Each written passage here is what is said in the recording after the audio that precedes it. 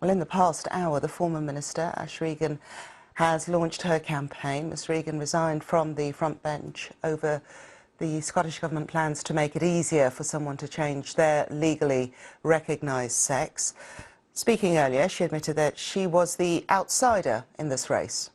But I will say clearly here that there can be no compromise on women's rights. So I'm going to seek, thank you, I will be seeking consensus and not compromise.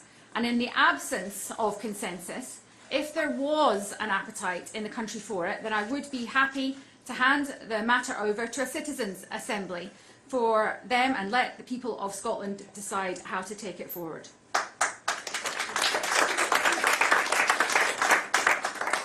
I am the candidate for change, not continuity.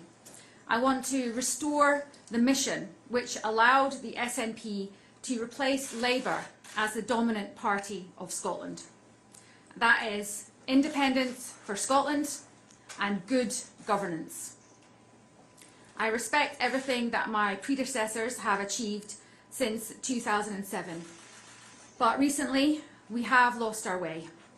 And under my leadership, we will re-establish our track record, we will reform our team, we will reiterate the vision of an independent country with parity of esteem in the world. And the vehicle for this is the Independence Convention, which I've committed to establishing. And I want the membership of the SNP to be left in no doubt. For me, independence is the immediate priority. Let's discuss this further. I'm joined now by Alexander Swanson, who is a student at the University of Stirling and also the national organiser of the SNP's student wing. Thank you for joining us this morning on BBC News, Alexander. First off, what do you make of the three candidates? Who's got the best experience so far? I think that Humza or Kate has the best experience. They've both been in government for quite some time now. Humza's been in cabinet for quite much longer than Kate and has more experience in different roles. But I think Kate is very experienced with her role as the economic minister, and so I think there's definitely a mixed experience in the candidates that we have.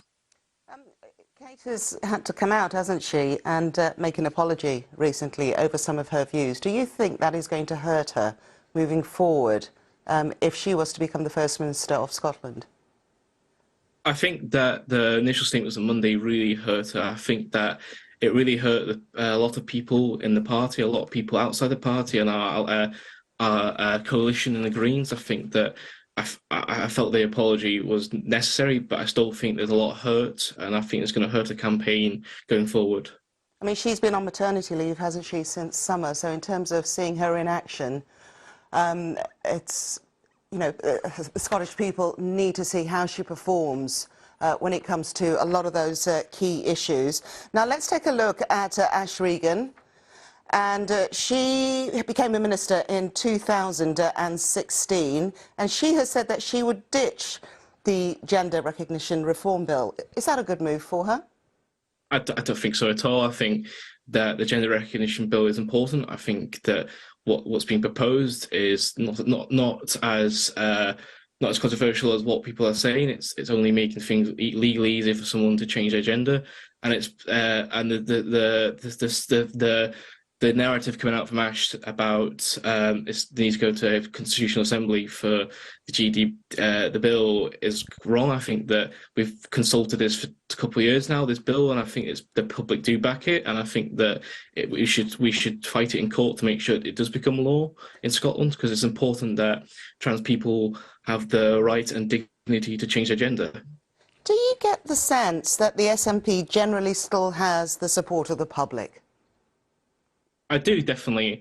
I definitely feel that we do have some support. I do think that the public still believe in us and they still trust us in government.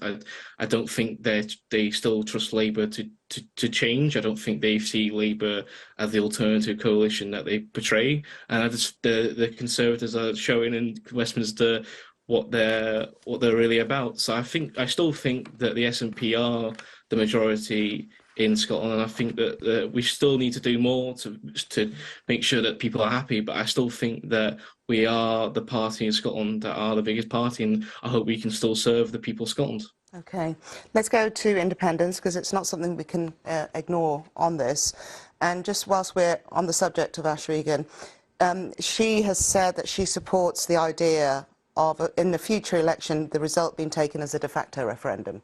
In that if there is a vote of over 50%, that is a clear indication that the Scottish people want to be independent. Hamza Yousaf has said that he would more or less stick to the Sturgeon administration's path. Do you think that's the right way to move forward? And how closely do they need to keep the Greens happy? I think it's important we keep the Greens happy. I think that we need to make sure that we work with our partners in government. And I think that when it comes to independence, we should continue what was planned with consulting the membership and seeing how we feel. I think that's important. I think that's the most important thing. I am a bit wary of the de facto referendum. I think we need to discuss it more and find alternative ways before we go down that road. I still think that we can still get Section 30, as much as it might take another couple of years. I'd rather go down that route than take the risk of the de facto referendum. But that's the membership to decide, and I think that's the most important thing, is that we bring back the special conference that we planned, and I think that we should be consulted on that rather than being told, oh, it's definitely going to be a de facto referendum. I think it's important that the membership can debate this and see what the membership wants first. Okay. Alexander Swanson, thank you very much for your time. Thank you. Bye-bye.